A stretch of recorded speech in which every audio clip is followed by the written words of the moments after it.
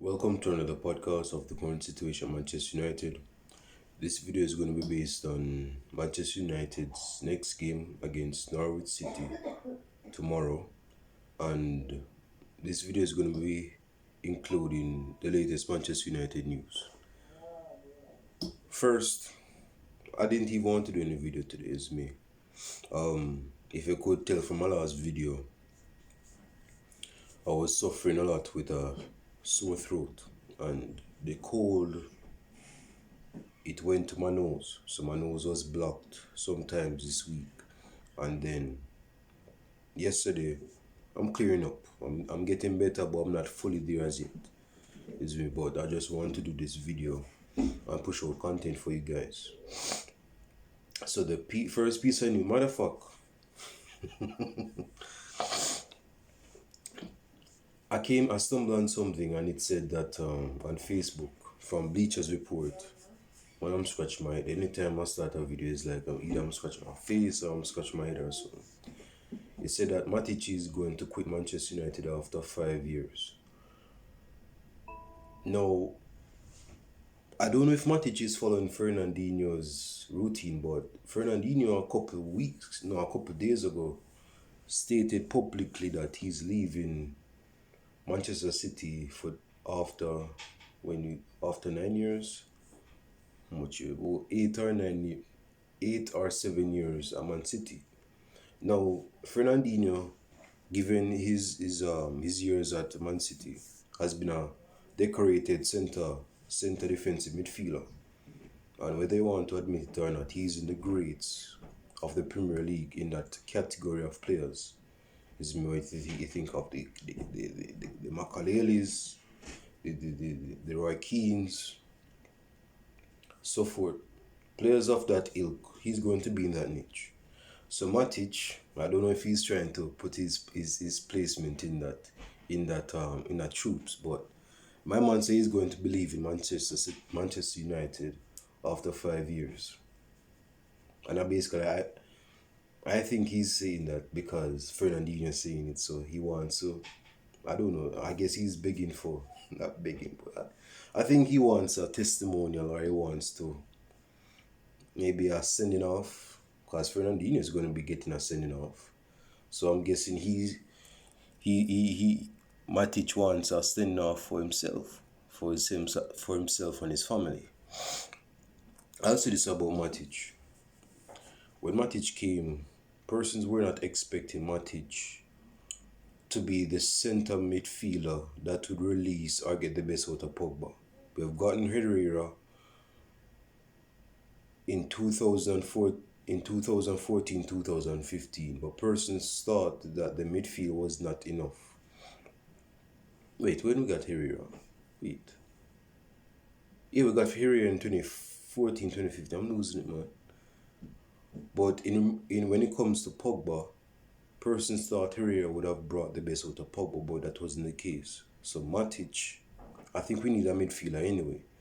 So when Matic was signed, persons were not happy because they were saying, "Why are we signing Chelsea rejects? We don't want to be signing no Chelsea reject." Chelsea is basically effing off Matic to wherever he goes, whether it's ever in the Premier League or wherever. Just don't stay at Stamford Bridge. Yeah. So Man United, I wouldn't even say I wanted him not to come. I wouldn't mind if he came, because I think he had a few years left where he could, see out his contract at Manchester United for a couple seasons or 3 and actually do decent. But he's actually done satisfactory work, if you ask me. Matic, he hasn't put a foot wrong, not that much anyway. He's basically stabilized the midfield. Now, he's not a fast midfielder, we know this. He's not a Conte, he's no Gattuso. He screens the back four, covers them, and he basically calms the midfield when it's kind of rough. When the platonic plates of the midfield is kind of shaking. He's that calm windstorm. He's a calm wind that just basically calms the situation. And that is what's going to be missing. So anyway, without giving a eulogy to this youth, I'll just say this, man. We have to. This is where we really need to dig deep in the midfield in the summer, because as I've mentioned before, and persons are seeing the light now that Pogba is leaving. Pogba is leaving. We're not going to win no trophies, and I've even said that before the start of the season. He's in his last few months of his contract. He hasn't won a trophy since 2017. And he's breaking his back a bit for us to stay here. Because again, he signed with us to get trophies, which he did. He got 2 in his first season.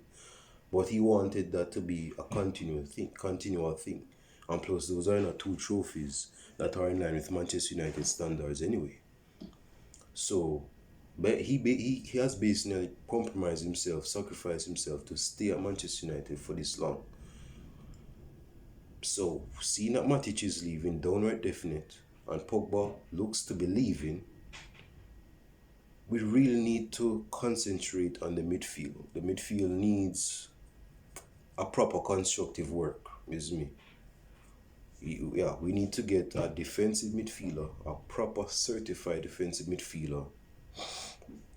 We need a Paul Pogba replacement, not as a symmetrical look-alike of Pogba's statue in the midfield, but someone of that ilk. Again, Pogba cannot be duplicated or replicated. Pogba is his own man.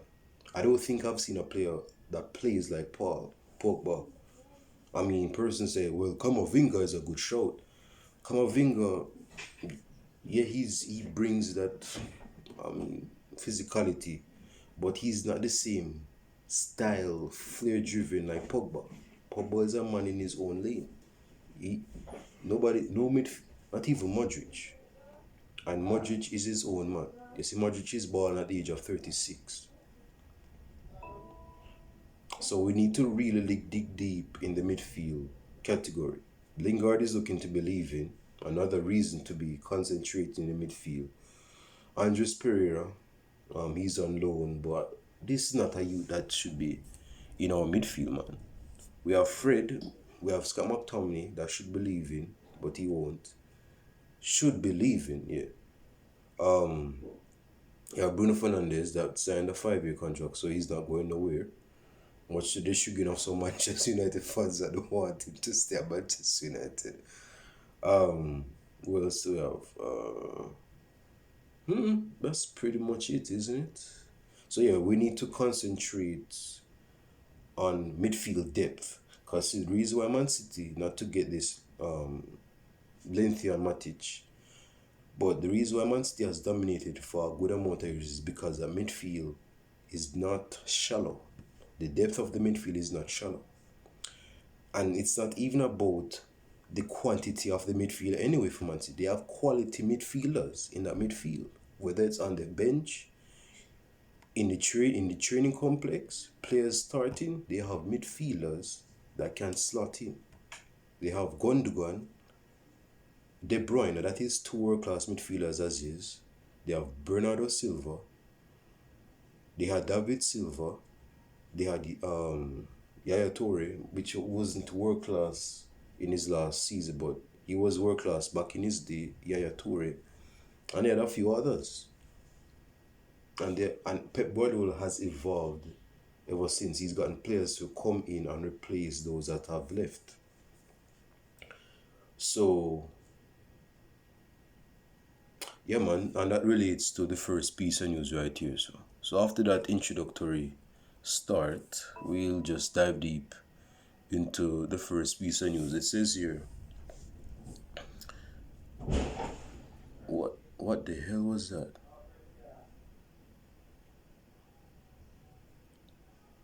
That was a powerful one. I didn't like that. I don't like the sound of that. Something broke. Eric Ten Hag wants to bring Aurelien Tchouameni to Manchester United this summer amid Pogba's uncertainty. So I guess this nigga looks like Pogba. Okay. So obviously, Manchester United wants to keep the nationality of the midfielder Pogba's replacement in the family because he's from France as well. Well, he plays for France, and he's from Monaco. So the boss of Ajax that is looking to come to Manchester United as a permanent boss, Ten Hag, is saying that allegedly, you have to take a pinch of salt with these piece of news now, is saying that this brethren, that's again, his name is Toshum Teshua Meni. Teshua Meni, I don't think I pronounced his name correctly. But he's the person that's supposedly going to replace Pogba in the summer. Now, I'm getting the feeling that this manager of Ajax, he believes in youth, and rightly so, because that's what Ajax is based on the football and everything. So, and Manchester United, as is, we care about youth, developing youth, making them great players, especially if they came from the youth system themselves. So yeah, this is a good this should be good amidst the other players that is on Manchester United's shortlist, like Declan Rice, Calvin Phillips, just to name a few. But yeah, man, we'll see how this transfer goes because losing Pogba, man, we're basically losing our midfield right there. So again, midfield, Fred can do his thing in the midfield, but we cannot rely on just the midfield prowess of Fred. Because Fred is going to have his Tolisso moments. When I say Tolisso moments, I mean, persons might say, okay, Fred is not that bad. I'm pretty sure he's a good player, but he's not played in the right position. He's not played in the right role. Couple games, Fred make a mistake. Man, I thought this good guy, this player was so good. Why make a mistake? Fred is going to have his Tolisso moments. He's going to have those moments. So we cannot heavily rely on Fred in the midfield, and let us not even get started on Scott McTominay. Is me. He has a shot on him, but when it comes down to like stabilizing the midfield, controlling the midfield, not losing possession, no, that won't be Scott McTominay. So the next piece of news I have right here. Oh, Donny van de Beek is a loanee at Everton, and he's still a Manchester United player. Speaking of Donny van de Beek, worried Man United players contact Donny van de Beek and receive Eric Ten Hag warning. I wonder what this is about. Give me a second.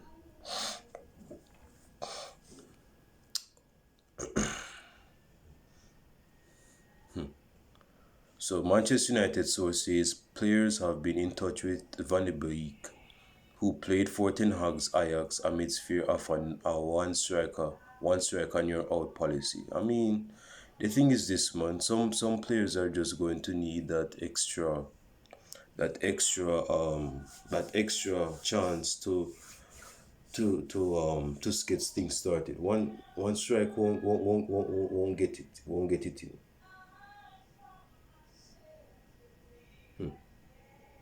As you can see, as you can hear, someone's playing music. Yeah, today is Good Friday. But my thing is this, man. When it comes down to like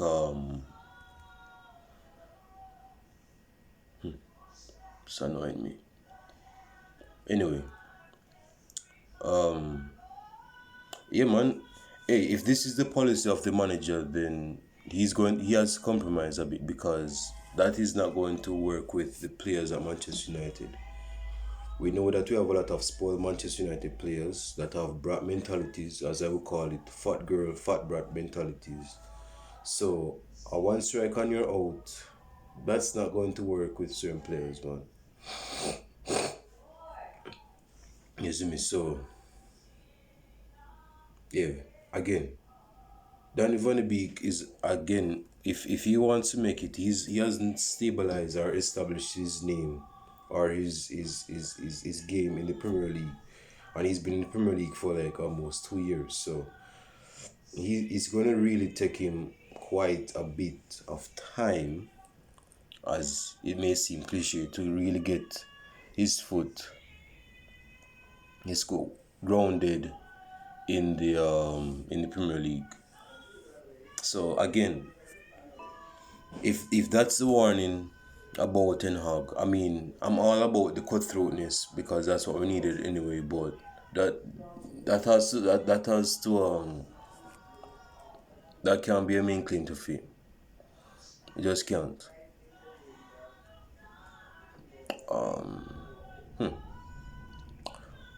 Oh, let me just say something. I was scrolling through. I was scrolling through wait, veteran midfielder Matic. I think I don't see. Oh, I just see that. What I wanted to say was that I was on Facebook yesterday, just scrolling through. I'm not a big watcher of NBA. Yes, me. I don't watch basketball that much. I might watch the Toronto Raptors, like if it falls on like a Canada holiday where the family just comes together and watch and enjoy some food as well. But if it's left up to me, I won't watch it. It's me, I just don't watch it. But yesterday, I was scrolling through and I saw this video with the Lakers player that's been getting a lot of heat. Russell Braswook, Brestwood, what? Yeah, Russell. I'm not. Give me a second. Lakers, Russell. Yes, Westbrook. Yes, Russell Westbrook. Cause as you guys know, if you listen to basketball, you know that the former coach of the LA Lakers, I don't know his name, was fired recently, because of the results that LA Lakers been getting, and that for some reason it's similar to Manchester United. Because some persons are of the belief. I read some of the comments are saying that LeBron James is spoiled. LeBron James he thinks this is 2009. LeBron James, he thinks he's still the best in NBA. LeBron James, he's not giving his best. LeBron James is. And when I heard this, I'm like, that sounds similar to Cristiano Ronaldo. I think they're similar ages, by the way. I think LeBron is older a few months or a few weeks or something. You see me? And with Russell Westbrook, that's more in comparison with Harry Maguire. Now, Russell Westbrook, not to get this in, again, I don't watch basketball, but I did some research and I found out that this is no ordinary player for Lakers. He was a very good player back in his day. That moved up a lot in the trades. So he's not getting his best form at Lakers right now. And I say that to say with Harry Maguire, although he's nowhere near a star, he was never a star.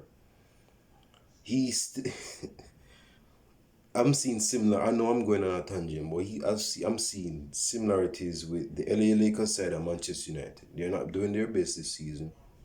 I mean, the Man United hasn't been at their best for a good while, so that's not new on the block. But I just find something. That's something I just I just found something to say. Anything before I go into the preview? Oh, this is a side note. Burnley sack Sean Dyche. They sacked Sean Dyche. I found that interesting yet strange at the same time, because I'm saying you have this bridging for a decade. as far as I'm concerned, he won a couple trophies. Maybe it's T-top trophies, but I mean that's the basic thing. You go hold up in a right hand other than a plastic cup, so you have to give grace for that. But you start this bridging just because he's been. Listen, man, when you're managing Burnley, although I haven't managed Burnley, so who am I to say? But Burnley hasn't made any transfers that I know of ever since I've known Burnley. So this bridging is working with scraps on the table. He doesn't have a transfer checkbook. He doesn't have great players. I mean, he has decent players. Then their goalkeeper, I believe. Oh, that is for Leeds. I'm getting mixed up with the Leeds keeper and the Burnley keeper. Yeah, they have decent players, but it's not enough to drive them up the table. Again, they're in 18th place or 19th place right now, or 20th place right now. You know, just fighting it with Norwich and a few other sides down there. So yeah, man, I found it surprising that they would let go Sean Dyche. I mean, it wasn't the easiest of decisions, browser for gamers. Okay, got distracted a bit. Um, see, I'm kind of disappointed by that. Is me. I just had to say. Let me see if there is any other piece of news before I start rambling just for rambling.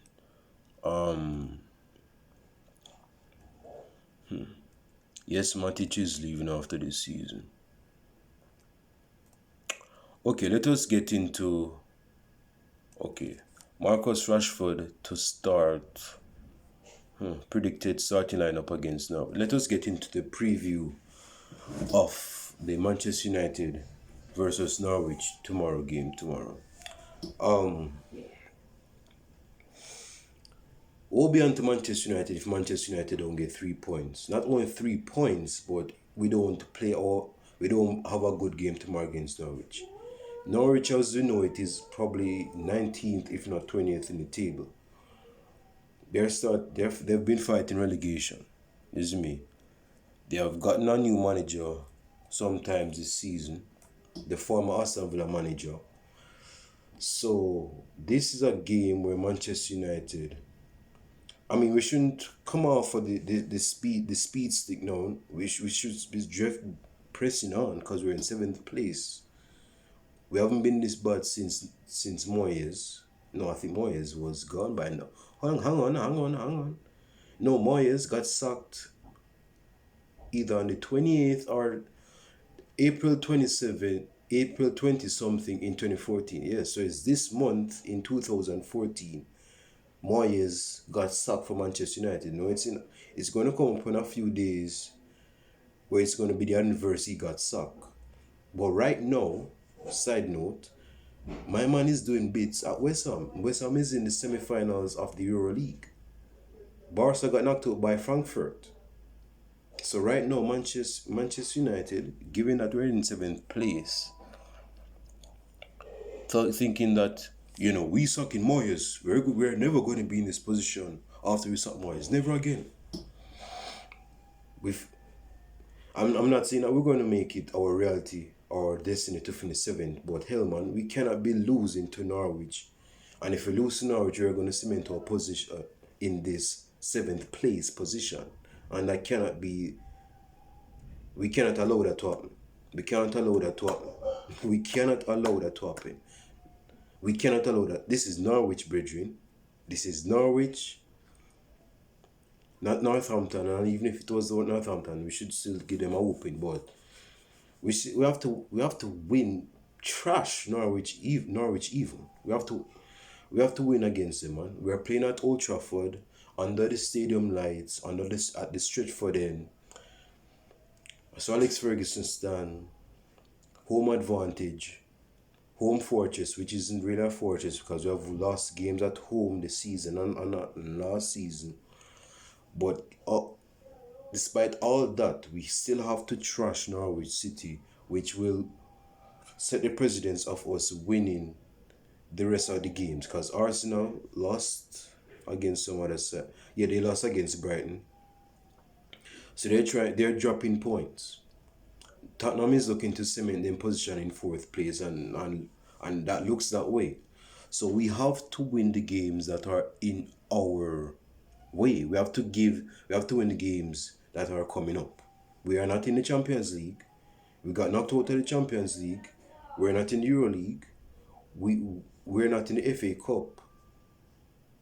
We're not in the Capital One Cup is gone, so let's not get into that. So we're not the only thing that the only best card to play is to try play our best so that we can be with the best player, with the best the best sides in the top half of the table. With Man City and Liverpool is in the FA Cup. They're in the Champions League still, and they're still second and first place. They're not even look. I don't know that's the priorities. One may say, I'm looking to win the treble. Liverpool has a potential to win the treble. Man City has the potential to win the treble. You see me? So they're tackling four domestic they're tackling four domestic tournaments right now. Not domestic, but they're tackling four tournaments in one.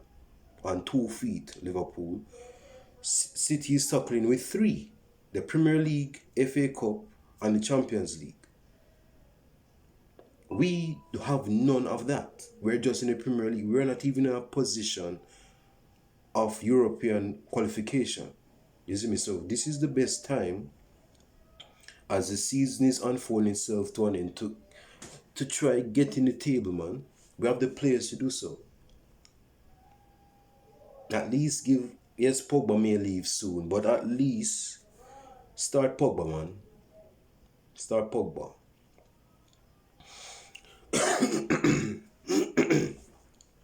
So it says there that Marcus Rashford, speaking of Rashford, this is another infamous segment of mine. I heard some comments saying that I wasn't watching, but I stumbled upon a video I did. I think I did it in fall of 2020 or early 2021 last year, where I said that Rashford was gonna become a Manchester United legend.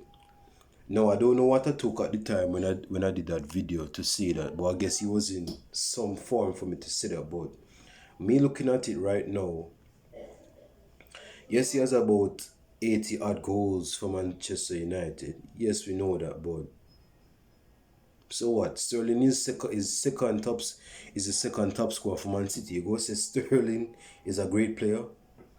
You think Sterling would have got them numbers at another club if it wasn't for Pep being his father? Stats don't make the man, man. The person that plays without the stats and he does well without the stats is the man. But anyway, Rashford, man, he's not in the best of form. He's lost he's lost his spark. He's really lost his spark. He's devoid of confidence. Give me a second. Advertisements. Yeah. He's devoid of confidence. So like by tomorrow, if he's starting, then I'm pretty sure that he's going to be getting at least some game time. I don't think he's going to get the full 90 minutes, but if he falls in line, alright, so this is the predicted lineup. Rashford, not Rashford. Varane is out. I have to finish up. If Rashford, man, Cavani, listen, man, Cavani has to leave after the season because we cannot be giving Cavani a lot of wages if he's going to be this plagued with injuries. So anyway, let me give you my predicted lineup, and of course, if you've been watching up until this moment, like and subscribe to the channel. Leave your comments down below as well. Leave your predictions in the comment sections as well. Leave your predicted starting 11s in the comment section as well. Yeah, man, everything is for the comment section, man. So leave your comments down below. My predicted 11 David De Gea. Dalo, Wan-Bissaka should not be starting this game. Should not be starting this game.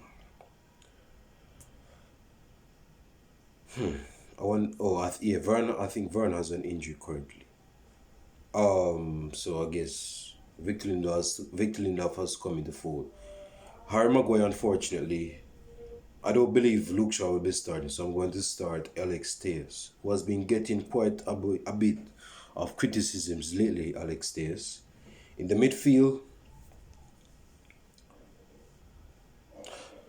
Watch how Matic go start. Watch how Matic go start tomorrow. On Friday, Matic confirmed that he's leaving Manchester United after 5 seasons. Saturday, Manchester United against Norwich City. Matic will be captaining Manchester United come tomorrow at Old Trafford. I won't be surprised if that happens. I guess it's his testimonial game, but if he starts tomorrow, Matic, I mean, anyway, the midfield selection. I think I'm going to be going with Fred, along with Pogba, and I don't even want to see Bruno Fernandes tomorrow. Trust me. So the midfield three for me is Fred, Scott McTominay, and Pogba. Pogba is the number 10. Put Pogba behind the strikers. We are playing against Norwich. Let us get at least 5 goals tomorrow with a clean sheet. I can't even recall last time we got a clean sheet. Motherfuck. So Matic on the bench, of course. Starting is Fred, McTominay, and Pogba tomorrow. Does Pogba have an injury? Let me check. I'm not sure. I didn't listen to the press conference. Oh, McTominay is injured. Bravo. I ain't wishing no bad luck on nobody, but we don't want you in the starting lineup, McTominay. So see this as a blessing in disguise on both ends. For you not playing and for we seeing you not playing. Now, so yeah, since that, yeah, so I'm guessing I'll be seeing Fred. Can be Fred and Matic, can be Fred and Pogba, because that midfield is going to be ill disciplined. I know I'm on shores right now, but I'll say not to keep you guys. Pogba, Bruno Fernandes. I can see the hurt in me saying that. Pogba, Bruno Fernandes, and Matic. Yeah. So Matic, Pogba, and Fred. Fred will be on the bench. Pogba, Matic, and Bruno Fernandes. The front three, this is where things get interesting. CR7 is going to be playing. We all know CR7 is going to be playing. I'm pretty sure he can get 1 or 2 goals off his shin pads against Norwich without even trying. Again, Norwich is not in the best of form, man. So, Sancho starting, CR7 starting, and Rashford starting. Now, when I say Rashford starting, I would like to see Rashford on the right-hand side. Do not put Rashford on the left-hand side. Place Sancho on the left-hand side, Rashford off the right side, and CR7 through the middle. And CR7 through the middle, let us not see CR7 dropping back. You're not Harry Kane, you're not Messi. Do not be dropping back. You're not creating from deep. You're not doing none of that. You're no Del Piero. You're no Francesco Totti. Do not drop back. You're no striker that drops back and create for other strikers. You're selfish as hell. So I don't know why you're dropping back for. Get your ass in the back and score them goals. Yeah, man, so don't be dropping back, man. So that is the starting lineup. Okay, let me just run full circle.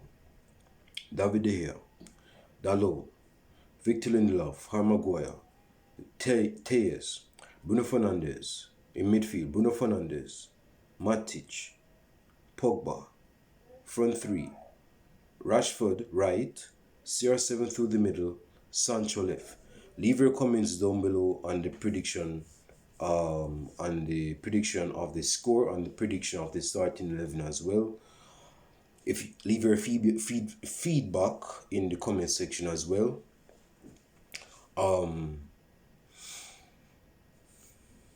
Yeah, man, my prediction, I might be on my high horses when I see this, but I must say it, man, because this is Norwich. 3-0 to Manchester United. Yeah, no, our sheets will be clean. Yeah, yeah, yeah. 3-0 to Manchester United. Yeah, man, we need to be getting European qualifications, man. We can't be looking the fool without and being 7th place. No. Comments below, like and subscribe to the channel. I'll see you guys in the next video podcast. I'm not sure I'll be doing a Manchester reaction, but I'll see you in the next video podcast. Stay blessed and don't stress. Peace. I'm out.